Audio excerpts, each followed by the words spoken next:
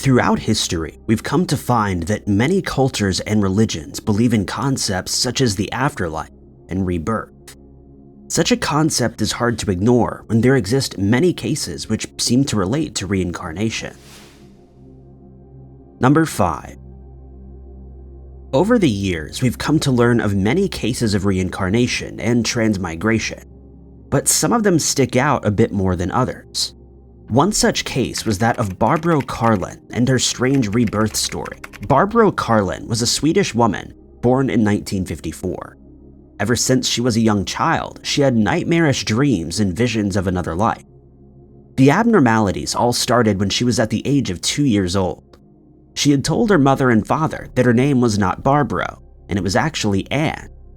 This was quickly regarded as a fantasy and the imagination of a child. But these dreams and visions pushed on, causing confusion for Barbro, who could not understand why she felt she was living two separate lives. Throughout the years, she came to find that her full name was Anne Frank, as in the Anne Frank born in Germany in 1929, who was later sent to a concentration camp and is the author of the Diary of Anne Frank. The young girl could not comprehend why her parents kept referring to her as Barbro. She even later claimed that her mother and father were not actually her real parents. Some of the nightmares that had disturbed her during the night had been that of a strange man kicking down her door. During this period, her parents didn't know of Anne Frank and were not able to determine where these dreams had been coming from. Subsequently, Barbro would not have heard of Anne Frank either. From this point forward, things only got progressively more perplexing.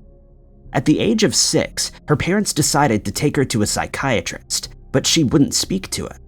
So instead, he expressed that what Barbro was experiencing had been a normal occurrence for a young girl, and that she may soon grow out of it. But by the age of 10, she led her parents to Anne Frank's house through geographical memory. She was capable of locating the house in Amsterdam without any directions. The family had been on a tour of Europe's cities, and the house in Amsterdam had been where Anne and her family hid during the war.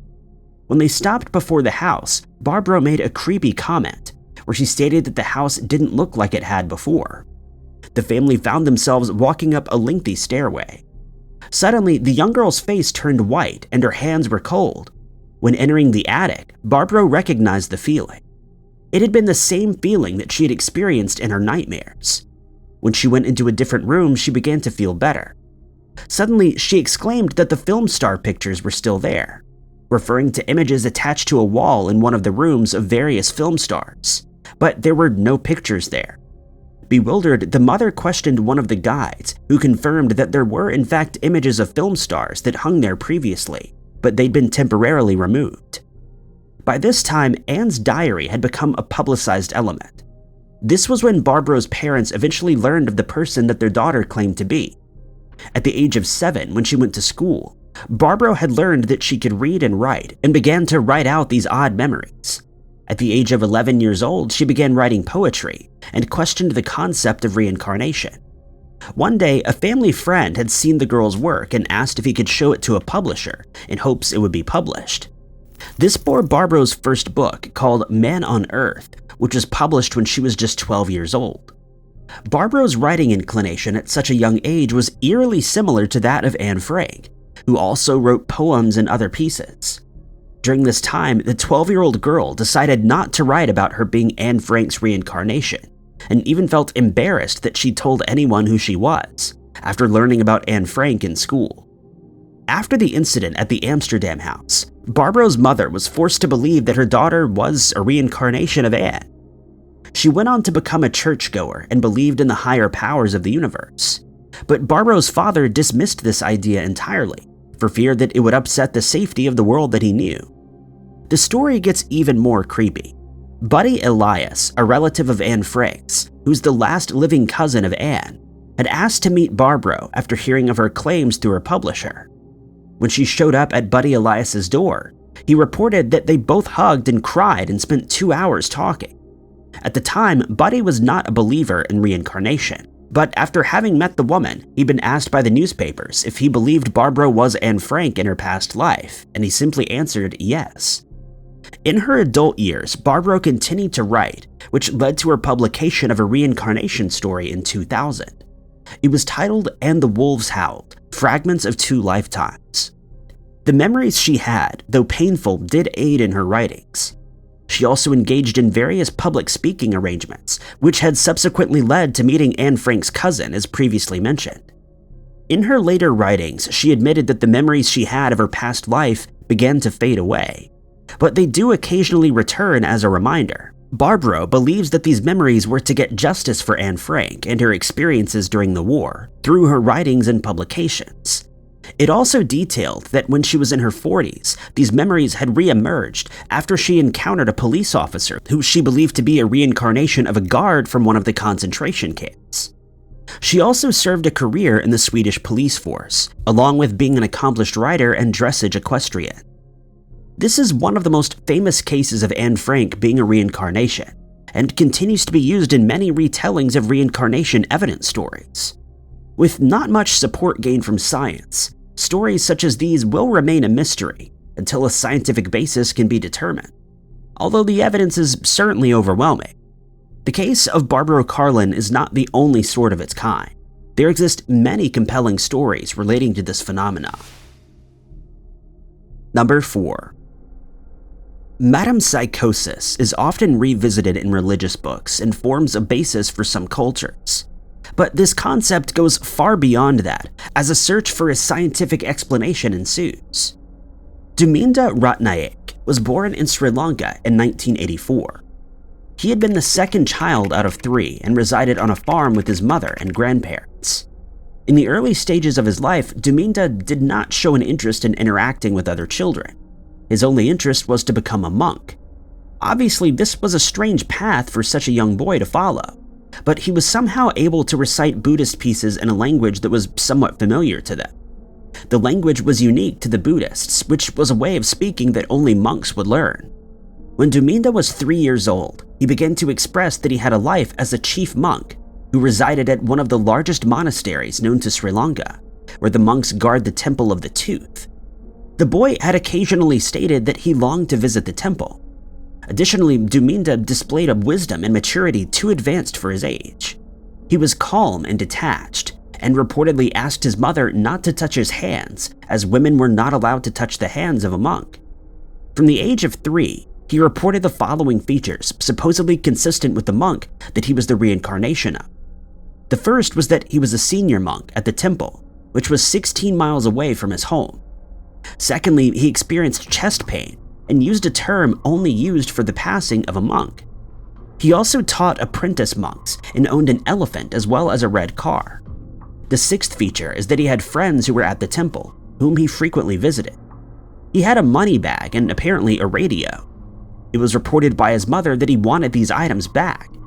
She'd been embarrassed about this because these items were not something a monk should keep.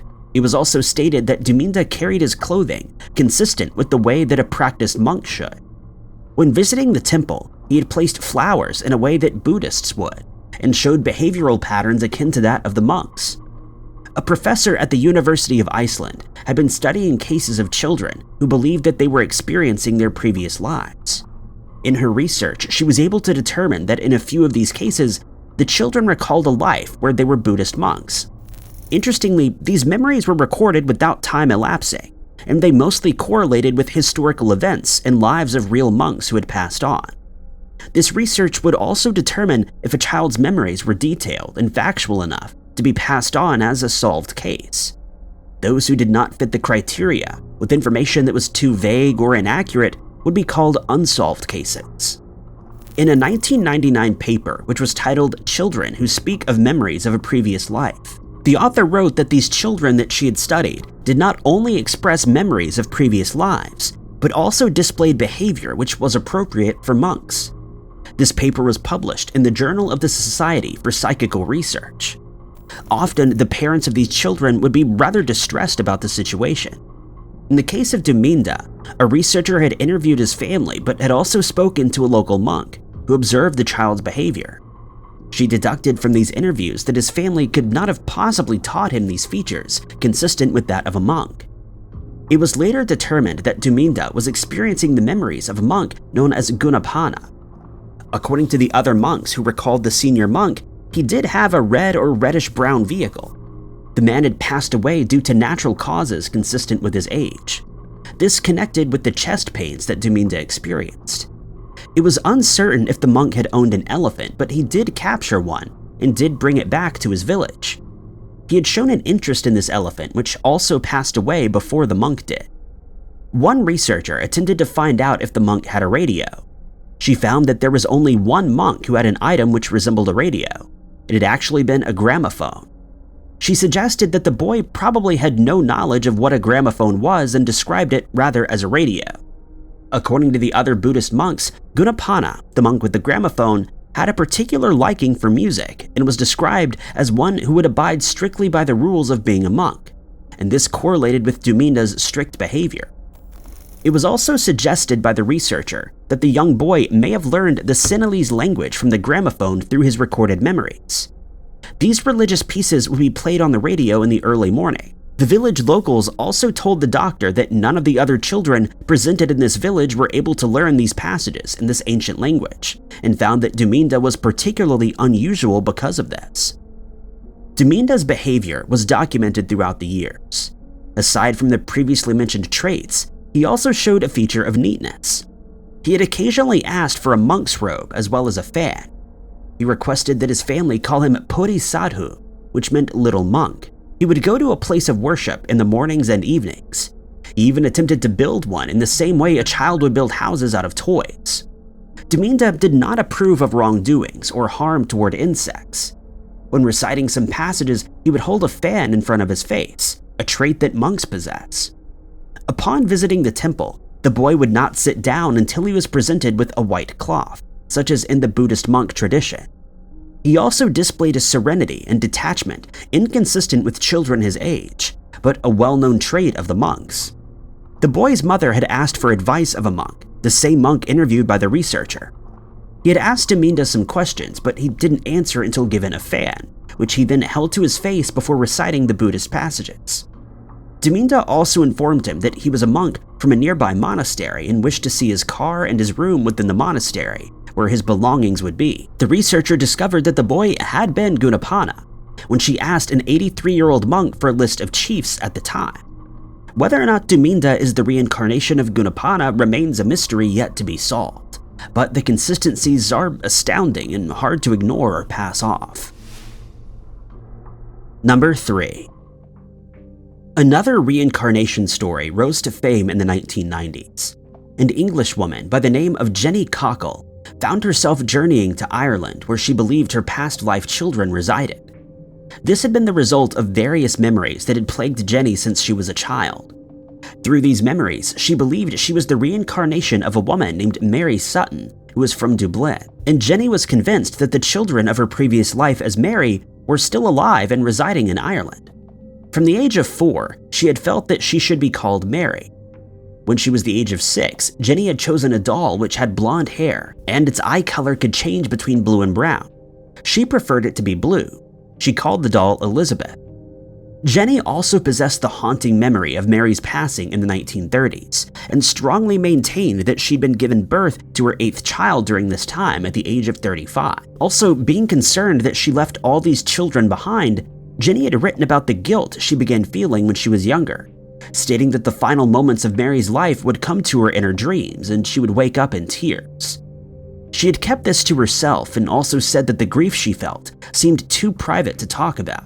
Jenny also reported that she drew a map of the area where she believed her children to be the moment she learned how to read, write, and draw. She had known back then that this memory was in Ireland. Jenny went on to explain that she remembered small pieces of many memories, also claiming that there were 4 past lives she remembered, yet the ones of Mary had been the most prominent. She'd felt this overwhelming sense that she had to find out what had happened to the children of Mary and make sure that they were all okay. As she grew older, Jenny had pushed these memories to the side and continued on with her own life. That was, up until she got married and had children of her own. She decided that she wanted to dive into these memories to find out what they meant and learn more about them. This was when Jenny had gotten a hold of a hypnotist. After this, the belief that she was Mary grew even stronger, and in 1989, she concluded that the best way to find out more about this life was to travel to Ireland and find her long-lost children. After reaching an area in North Dublin, Jenny had immediately felt a connection. The area she was in resembled the map that she had drawn when she was a child, even though she'd never been there before. But she did notice some things that were out of place and didn't match with her memories. A builder's yard had become a supermarket, and the pier was replaced by a concrete updated version. The memory of the pier had been one of the persistent memories that she saw, where Mary had been standing on the small pier wearing a shawl. It was dusk and she'd been shivering from the cold as she waited for the arrival of a boat.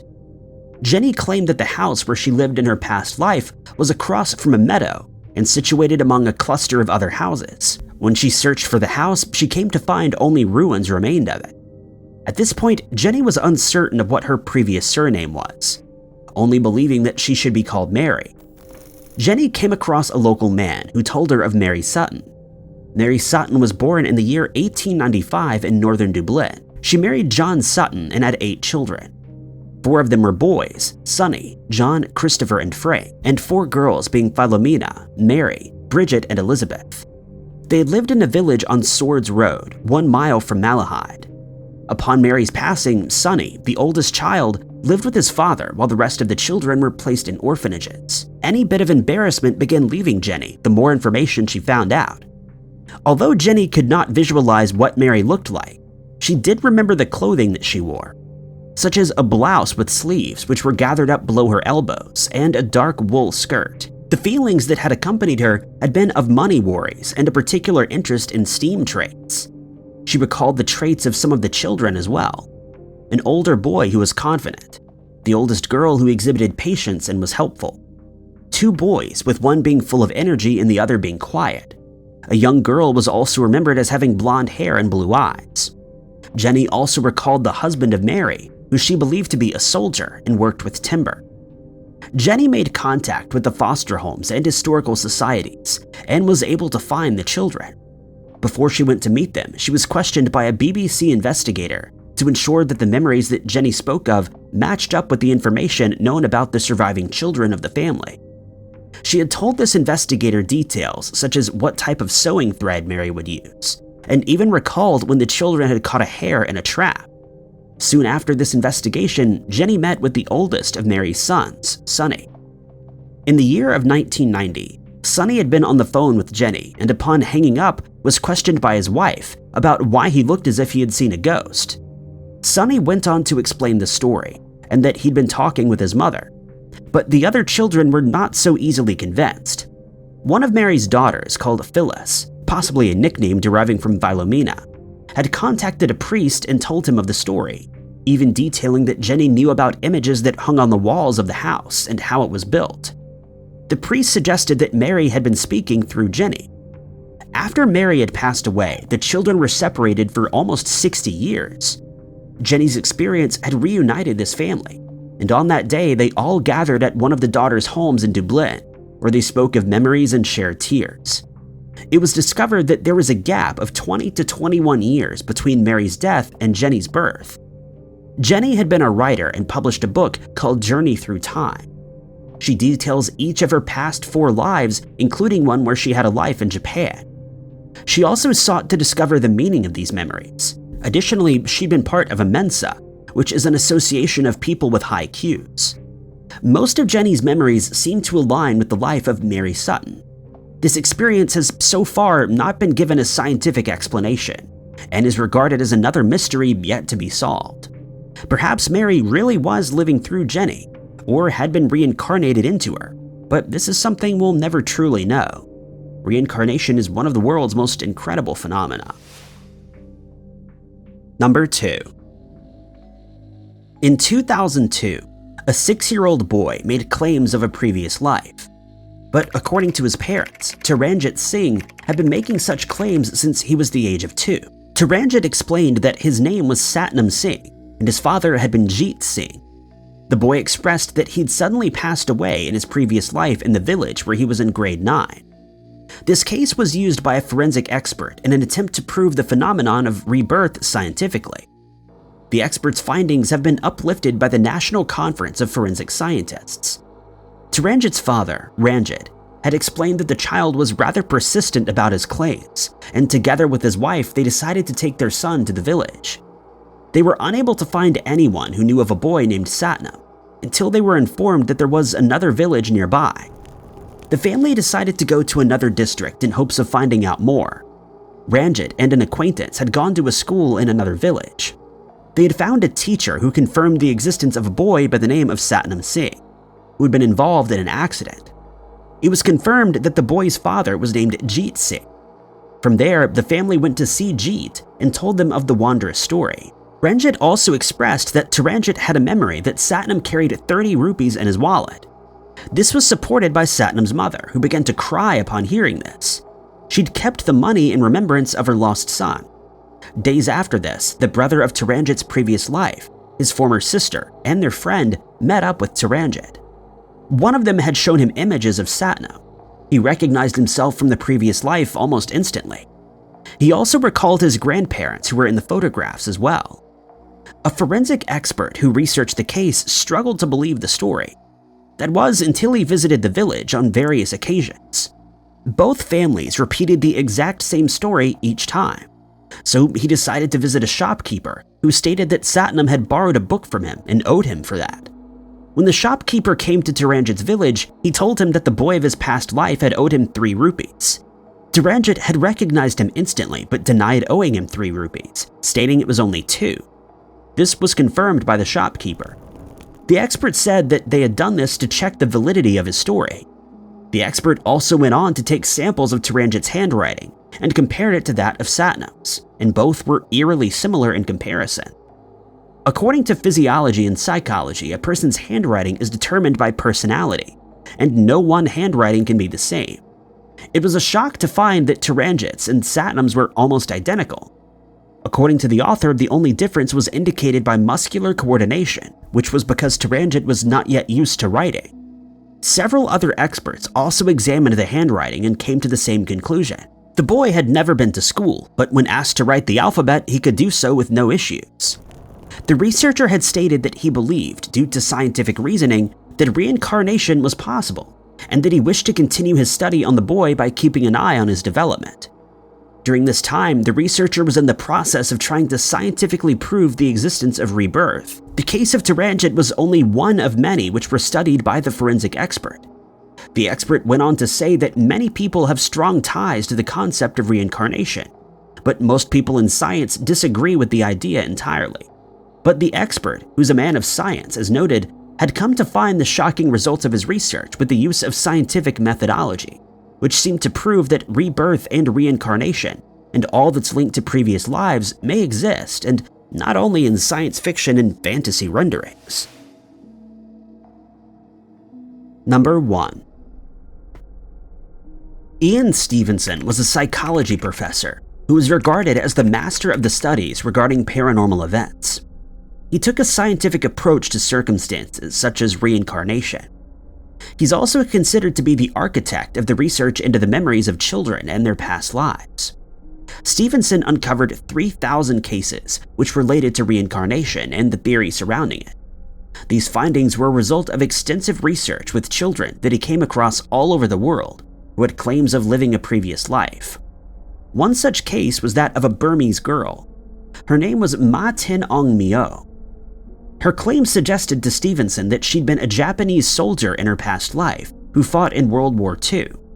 She was born in 1953, and from a young age of 3 or 4, she began to exhibit a phobia of airplanes. She would become very afraid when they flew overhead. When she was questioned about this, she explained that she'd been grieving for Japan, stating occasionally that she was a Japanese soldier from the northern region of Japan. The girl had detailed how a male soldier came to pass, but they were unable to identify him. Tin Aung explained that she had 5 children, the oldest being a boy. The soldier owned a shop in Japan before he had joined the army. He was a cook while in the army. The airplane, which had been the last thing he saw, had 2 tails and was of American or British origin. Upon further research, Stevenson was able to determine that the US Air Force had an aircraft matching the description during that time. These planes were confirmed to have been used in the Southeast Asian campaigns during the war. When the weather appeared cloudy, Tin Aung would become nostalgic, and this is when her memories would flare up. It was documented that she also preferred sweet food rather than spicy and enjoyed partially raw fish. According to her mother, Tin Ong was able to speak the Burmese language up until the age of 5, and this is when she suddenly began saying words in a different language. In her teenage years, she began to spend more time with girls, but they addressed her as Ko, which had been a male honorific. Stevenson had returned to Tin Ong, later addressed as Tin Ong Myo, to make her name sound more masculine, a total of 3 times between 1972 and 1975. Tin Ong Myo had shown traits of Stevenson that were consistent with many other cases such as hers. These traits included memories of a past life of a person of the opposite gender, phobias relating to that person's life, and a childhood which would reveal the occupation of the previous life, rejection of the customary food items in the family, preferring unfamiliar food, and displayed a learning difficulty in the language native to them. This was later named glossophobia by Stevenson. Although many aspects of these cases were of great interest to him, Stevenson seemed more intrigued by one recurring feature. This was the presence of child birthmarks and defects. Stevenson believed that the birthmarks or defects had been a reminder of what had happened in the individual's past life. He was in the process of working on a book which documented such accounts, but the further his research went, the more cases he found, leading the book to take 20 years to complete. In 1997, it was published under the title Reincarnation and Biology, a contribution of etiology of birthmarks and birth defects. The book reported on 225 cases, including images of the said markings and defects. Many of these blemishes were not of a low degree, and often they were quite extreme, such as birthmarks taking the form of lesions or missing limbs or fingers. In most of these cases, the marks were consistent with the wounds that the previous person was subjected to. Stevenson even took extreme measures by getting hold of autopsy files and eyewitnesses to confirm that the person from the past life did in fact have such wounds inflicted on them. He was equally as interested in the behavior that these children exhibit. One such case was that of a girl from Sri Lanka. When she was a baby, she had a phobia of bathing, and her parents would often require assistance in order to get her cleaned up. As the girl grew older, she became afraid of buses. She then detailed her previous life, stating that she was a girl from another village. She'd been walking around when she stepped back to avoid a bus colliding with her. This caused her to lose her footing, and she subsequently fell into a body of water. Stevenson noted that these fears would disappear occasionally once the individual would stop speaking of their experience. Out of 278 cases, at least a quarter of the children would play in such a way that related to an occupation in their past lives, or the way they lived previously, as reported by the well-known professor. One such case was that of a boy who played as a biscuit shop owner, which he got so absorbed into that he ended up falling behind with his education. Another such story was that of a girl who enjoyed cleaning and being a sweepress. Later on in life, most of these children would go on to forget about their past lives, and would mostly overcome their various phobias, such as noted in the case of Tin Ong Myo, whose memories faded by the late teens, and so did the fear of airplanes. She only recalled the memories of what family and friends would speak of. She adapted to the spicy food and no longer felt that she needed to go to Japan, but she still rejected the female disposition in society and preferred the male honorific term of Myo. Stevenson was careful with his attitude toward the strange mystery of the cases of children with past lives. Stevenson supported the idea that other explanations were possible aside from reincarnation, but maintained that this had been the most likely cause, as per his opinion on the matter. This had been in reference to the more powerful cases of which he came across, such as the cases where both the families had not known one another, and medical records of birthmarks corresponding with the previous individual's records. Stevenson explained that the information he presented and gathered throughout the years could be used to view transmigration on a premise of evidence rather than that of faith. He also went on to say that he would leave this world as a failure after not being able to get enough scientific support for the theory of reincarnation. But this may be won over in the scientific field well after his passing, as he inspired many scientists and professors to make the effort of venturing on his path and uncovering more cases, which hopefully form a scientific basis. Ian Stevenson's work pressed on until he was in his 80s when he retired. In his retirement, Stevenson continued to write and took one last venture to India, where most of his cases had been produced. There, he found more research continuing on with his work. Stevenson spent over 40 years studying these strange cases of children and their past lives. Thank you guys so much for watching. If you liked this video, be sure to hit that like button. Also, don't forget to subscribe and click that notification bell to keep up to date with all of our future uploads. But my name is Ty Knotts, and I'll catch you guys in the next video.